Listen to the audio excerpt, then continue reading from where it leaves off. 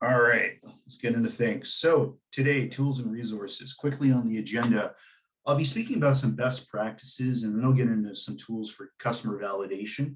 But also, I think for folks that don't know, I'm going to go into detail just what resources you have as both MEIE students and IBZ members, both through IBZ, but also through Zone Learning. And then finally, we'll have some time after for questions.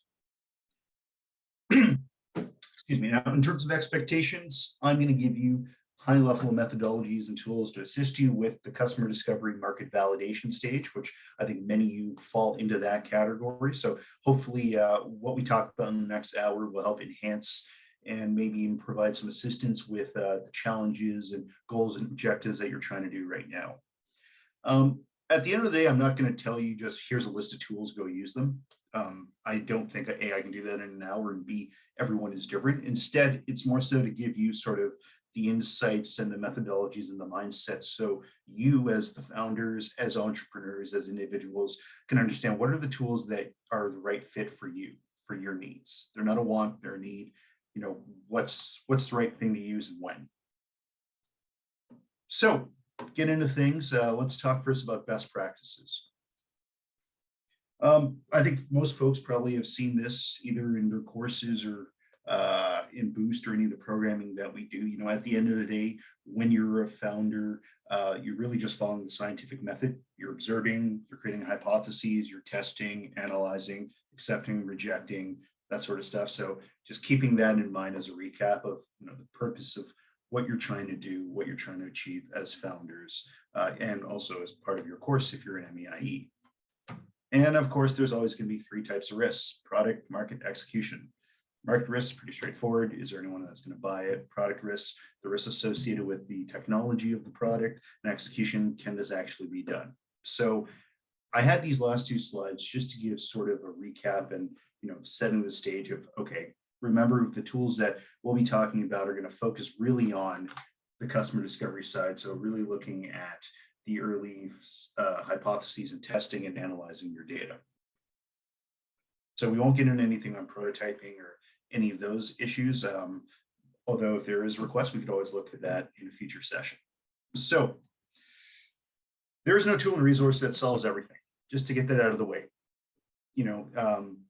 It really relies on a variety of different factors: what situation you're in, the preference of the user, the time, the resources that you have, whether it's budget or people, whatever it may be. So there really isn't a one-size-fit-all tool that you can just get this one platform and it's got a CRM, it's got design, it's got all these sort of things, because depending on where you are in your startup, that's really going to influence which tool you use, when, and why. So the question is when and what to use. Well, obviously, first of all, you want to see that you've identified a potential problem in your process that requires a solution. An example could be maybe you're doing customer validation. You're talking to 50 customers, and you and your team are having a discussion going, how the heck do we store this? How do we keep track of who we've talked to, the relationships we're building, the information we're gathering? And really what you want to do is you want to conduct an analysis to determine if the tool and resource is right for the situation at hand. Now, this doesn't mean you have to do an in-depth 60-page analysis. When I say conduct an analysis, it literally could just be you're mentally going through thinking about factors like, okay, how much time do I have? Is this going to be worth it? What's the cost?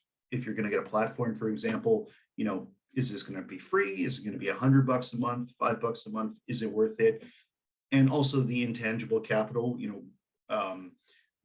is this going to work in terms of the not just so much money, but also just, is this going to fit into your culture? So if you have a team of 4 people, say you want to use a new CRM or a new project management software, is that going to be the right fit? Are people actually going to use it? Or is it something that you download, use it once, and everyone forgets about it, a week or 2 later? And consider the opportunity cost. If you are looking at using tools or resources, is it better for you if you have the technical skills to build it out or to buy something? What's the trade-off on there? If you're building it out, for example, you may lose a team member because their role will be to build this thing out. If you buy it, maybe you're going to lose a cost. That really depends on how you want to make that call. And also, is this the best time for this tool and resource? I'll get into this later, but most of the time, all these fancy CRM tools, whatever it may be, like most of those features you don't need right now.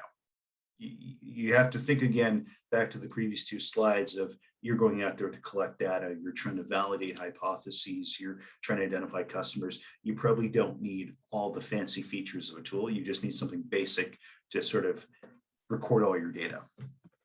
Also, the more complex a tool is, i.e. the more features it has, it looks cooler, the interface is nice, it doesn't necessarily mean it's always better.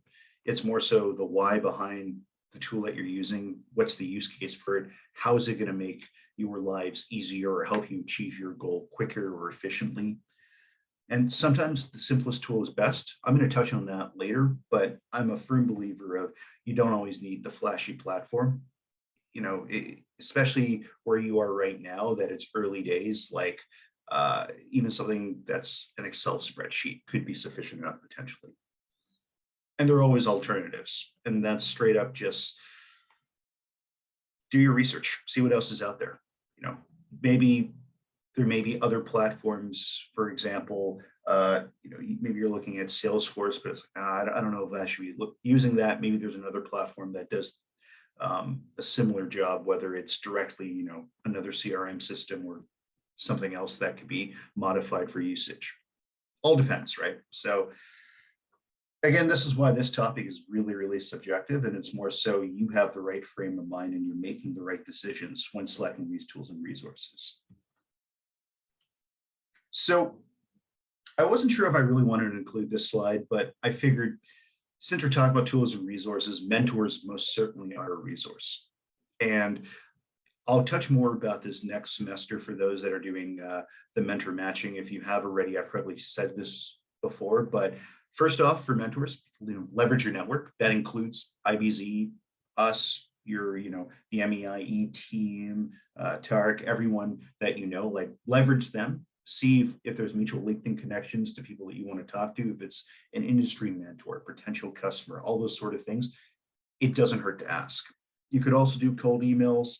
You could also do social media, whether it's DMing people on Twitter, those sort of things. But, leverage the network and the people that whether they're, second contacts or third contacts. If you don't, you may miss out on a potential awesome connection or an awesome mentor. Now, the main reason why I threw this on here is suggestibility. And there's a quote on here, a colleague of mine says, every schmuck at the bar will have an opinion on how you should run your business. And that's absolutely true. Everyone's going to have an opinion. I'm sure all of you talk to someone or a lot of people, friends, family, and you've gotten various feedback of, oh, that's interesting, to, oh, that is terrible. No, thanks. Okay, probably not the latter because people are too nice, but I'm sure someone's thought it. But anyways, the reason about suggestibility is you're going to be talking to a lot of people, and this includes the industry experts, mentors, academics, and it's dangerous if you perceive them as higher than you, that they know more than you. Instead, what I'm going to suggest with mentors is that be mindful, and you need to look at the data, look at where they're coming from, what their opinion is. I talked to a colleague years ago, and the greatest quote I had in terms of mentors was, everyone's going to give you the best advice that they think. And that's the keyword, they think. So when you're going out there talking to folks, whether it's interviews or talking to industry experts or other mentors or other academics, whoever it is about your idea, try and understand their biases. And to do this, first of all, ask questions about them. Who are they? What's their background? The reason you want to start with this is you need to understand where are they coming from. For example, say you're talking to an industry expert in telecommunications because you have an idea in telecom, and you start talking. They say what the industry trying to get into this specific sector is terrible. They're gonna be like, "Oh, don't go. That's a terrible idea." Well, why is that? If you ask them what's their background, where they're coming from, you may learn that that individual didn't have a good experience in there. So already there's some inherent biases in the information. So when you ask these framing questions, you get an idea of where they're coming from, and you're able to take that information and separate it to make your own judgment calls. into two categories. The first one is calibration, weighing people. What do they know? Are they good at what are they good at? Are they legit? Where are they coming from? And then more so the tangible content, the questions that you want to get related to the industry. We're going to use, the telecom mentor, for example. So really be aware of that. Don't take everything at face value. When you're talking to advisors, you're talking to academics, industry experts, all that sort of stuff. Yes, they may be coming from a place of this is the best info they know, but there's going to be inherent biases. And if you can separate those, you'll be able to make better calls that make sense based on the data that you have and what you think is right. In summary here, tools and resources utilized will depend on the situation that you're in. It's not just a one size fit all. A tool and resource that you're looking at now, it may not be the right fit, but 6 months from now, 12 months from now, it may. Maybe you've grown larger, you've gotten more data, you've got more budget. Okay, this is the right fit. And remember your goals and objectives, the why. Going back to the first two slides, remember why you're doing this and ask yourself when you're looking at these tools, does this help with the mission? Does this help with what you want to achieve? Or is this going to just add more burdens, more roadblocks unnecessarily? More features is not always better. Pretty straightforward. The tools are only as good as the user and users. I really wanted to stress that because I sort of racked my head around when I was asked to put this together, because I'm like, I could tell you a bunch of tools, but that doesn't mean it's going to be the right fit. And I've got a few slides where I do tell you a bunch of tools, but really the main thing is you need to understand, is this something that you will use, whatever the tool and resource is? And if you have a team, will the team use it too? If not, utterly worthless, move on. You can always circle back later. And of course, be aware of suggestibility. You're making the decisions, no one else. And that's really specifically to the mentor side. But you could sort of apply that framework really on anything. If you're looking to graduate and you want to go into, I don't know, corporate, maybe you're talking to some contacts from corporate, understand where they're coming from. Maybe they're in a division that's not great. That's why they're not giving a great review of the company or something like that. So be aware of those things. And, if you can separate and think more independently, that's always going to serve you better in the future. So this next section, tools for customer discovery. Before I begin, huge disclaimer, this is all subjective. This is based on my own opinion, my own experiences, either that I've used it, other team members have used some of these tools, so that's why I'm suggesting them. But at the end of the day, I highly, highly recommend all of you do your own research to find what fits best for you and your venture. What do you and your team like? These are just some suggestions. Don't have to use them if you don't want to. So first off, I'm just going to tap right in project management, Trello. This is one that our team uses, the Lab to Market team, and it's a project management software. It's free for up to 10 users. You can integrate with other platforms. Like all project management software, it's a great way sort of to have visibility on different tasks that each of your team members are doing, or even that you're doing. So instead of going in team meetings, hey Jack, what are you up to? I can easily just go into Trello and see, okay, this is what Jack's got on his plate. This is what Sanaz has on her plate, all that sort of stuff. So it's really good for visibility. Now, pros and cons for project management. The pros obviously are you get visibility, you can see what everyone's doing, you can visualize timelines and workflows and all that cool stuff. The cons, if people don't actually use it, it's pretty much worthless. I don't know about folks here, but I've been in the situations where I've used some of these and maybe we use it for a week or maybe a day and then no one uses it at all. If anyone else has been in something similar for like a group project or work or something, you can sort of relate. So project management software, in theory, fantastic idea, but in reality, if they aren't working out or people aren't using it, you may not need to use it. It may be more of a barrier and a waste of time than a benefit.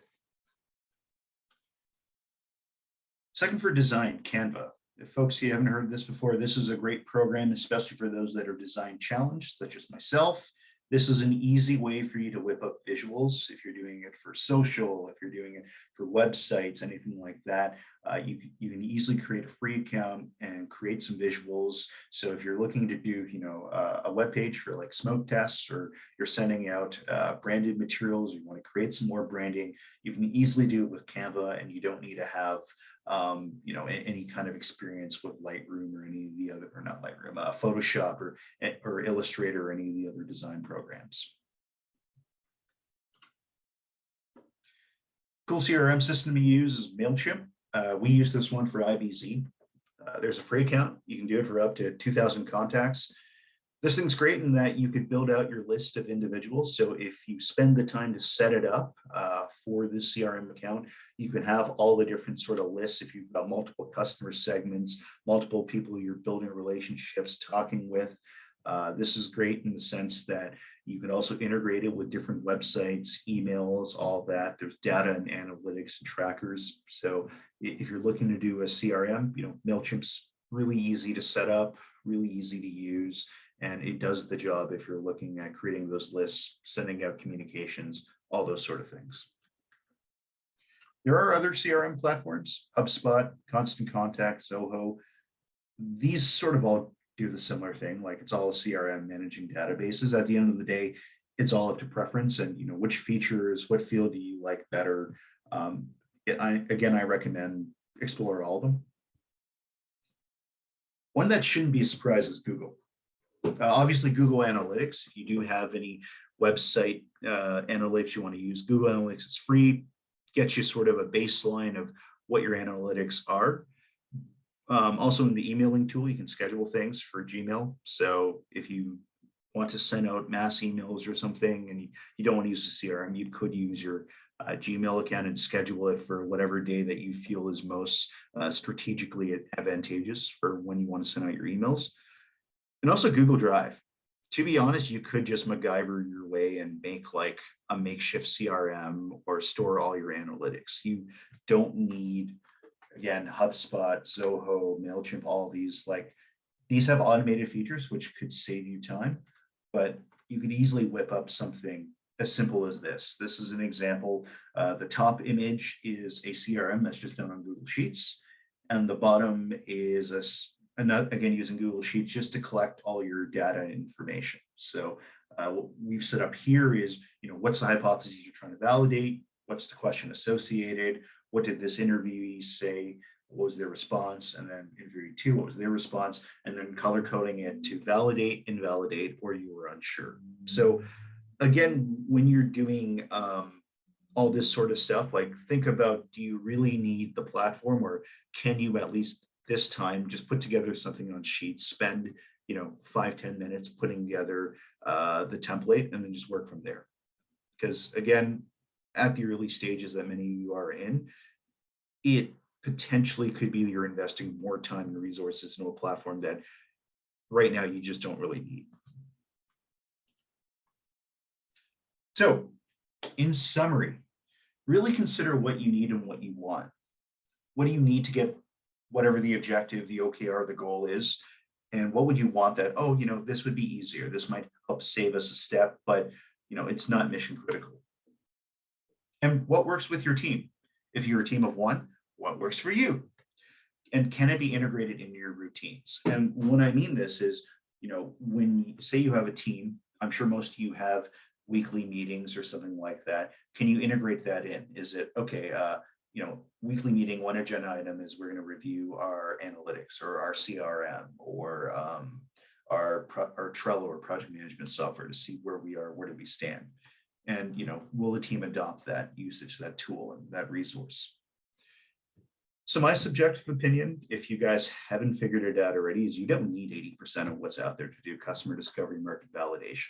Most of the stuff you could store in Google Sheets. You don't need the fancy tools or the cool interfaces. Like, at the end of the day, it's more so about the information that you're collecting and how it ties back into the main goals of what you're trying to achieve. So always think before using, do your research, see what's out there. Again, some of the tools that I've talked about, those are super subjective. There's ones that I've used throughout my career, but just because it works for me, just because it works for our team, doesn't necessarily mean it's going to work for you or your team.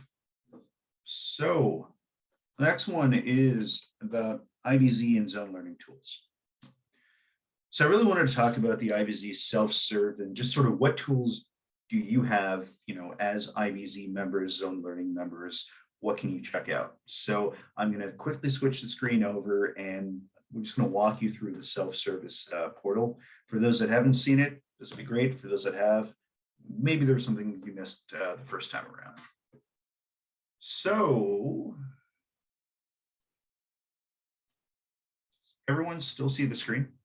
Yes? Lovely. Okay. So this is the IBZ self-service portal, innovation boost zone slash self-service. We'll send this over to you folks after so you have the link. I see there's a comment there are some new updates. Most likely, it's a pretty solid platform. So on the portal here, there's several different areas. What I'll be clicking through is really, I'll quickly talk about the mentorship one. There's a community if you're looking for that, but honestly, if you're on Slack, that kind of takes care of that. Membership isn't really applicable for MEIE folks, so don't worry about that. And then I'll talk about the perks and then startup wisdom. So mentorship. That. Through mentorship, we have a network of mentors. These are all varying from subject matter experts, founders, funders. They've all agreed to give time to IBZ members to speak with them, do sessions, all those sort of things. In our Mentor EIR portal, you'll have the ability to access our list of mentors and then book a time with them. Now, the process as is right now is that you'll have to go through me and just let me know, who you want to reach out to, what the purpose is, and then I'll help with facilitating that. In a perfect world, which hopefully should be in a few weeks, we'll have the ability for you folks to book this yourself. So once that's up, you'll be able to go, okay, I want to talk to Raja here, look up his profile, request time with him, what's the reason that you want to talk with him, what are the times that you're available to meet. He'll get an email and then you guys can work out on scheduling that. So instead of me being the bottleneck, in the future, you'll be able to request with our mentors yourselves. I encourage all of you later on after this to go and check out the mentors and the EIRs and see, is there anyone you want to chat with? So that's the mentorship section. The next is perks. So there's several layers of perks that you have access to. One, there's one set up by IBZ. So these are specifically for IBZ members. The next one is through Zone Learning, because you're part of Zone Learning through IBZ. You get access to those perks. And finally, there's perks that the DMZ has offered to all zones across the Zone Learning network. And I'll spend a few minutes on each of the pages just to show you what all of that looks like. So for ours, we've broken this up into 4 different categories. You have legal, funding, hiring, and tools and rentals.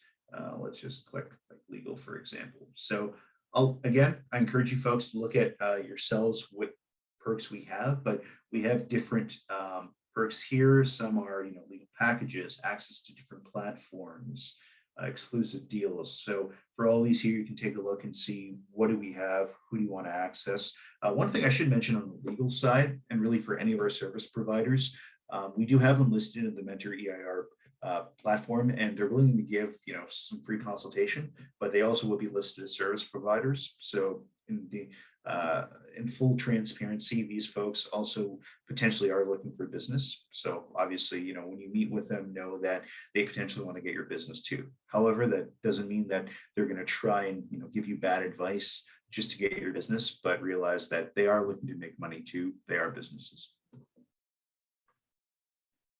The second one, my mouse doesn't die on me, is there are member perks you can find on the Zone Learning website. There's numerous different perks for Apple to things for like Deal Prep, it's legal platform, computers, Inkbot, HubSpot. So we've got all these different benefits that you can access in here. If you're interested, just follow them. Either there's instructions on here or just reach out to myself and we can help facilitate that. So again, I'll leave it for you folks to check this out and look at it in more detail. I do believe Zone Learning is in the process of revamping this list, so there probably will be a change in the coming months. But for now, as it stands, this is what's available. And finally, DMZ has offered some benefits that they have for Zone Learning members. There is 39 pages worth of benefits, everything from HubSpot, Amazon Web Services, to a bunch of other things that I've never heard of. But if you are looking to research into different tools and platforms that potentially may be of help to you, feel free to go through this. A lot of different deals and services that you can get here. Again, the onus will be on you to really figure out what's worth it, what's not, what can be helpful, what may not be helpful. So that's about it.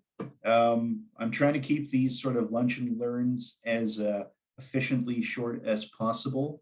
I will share the slides with everyone after the fact, and there's going to be a brief feedback form. If you could just fill that out, that'd be great. I've also included some appendices to different sites for resources. Obviously, the link for the self-serve is on here for you to check out, but also I've included Y Combinator and Mars. They've got their own sort of entrepreneurial library. There's some cool resources on there, and also Startup North, which has some blogs. They've also got a great Facebook group. I think Yuri mentioned that when he did the talk on the ecosystem last time. Oh yeah, I should mention too, before I forget, on the self-service, there's also Startup Wisdom. We've created an IDZ wiki.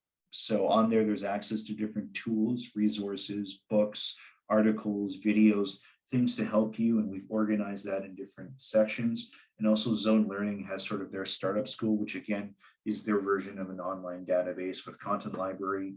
Take advantage of all of this here. I think they've got some videos and different sessions that happen. And of course, here's our wiki. We've organized this by different topics, from general resources, business model, customer discovery and validation, legal, all those sort of things. So spend some time, take a look at some of the articles. There's some great resources on here also that our team of advisors have curated that we think are going to be really helpful for all of you.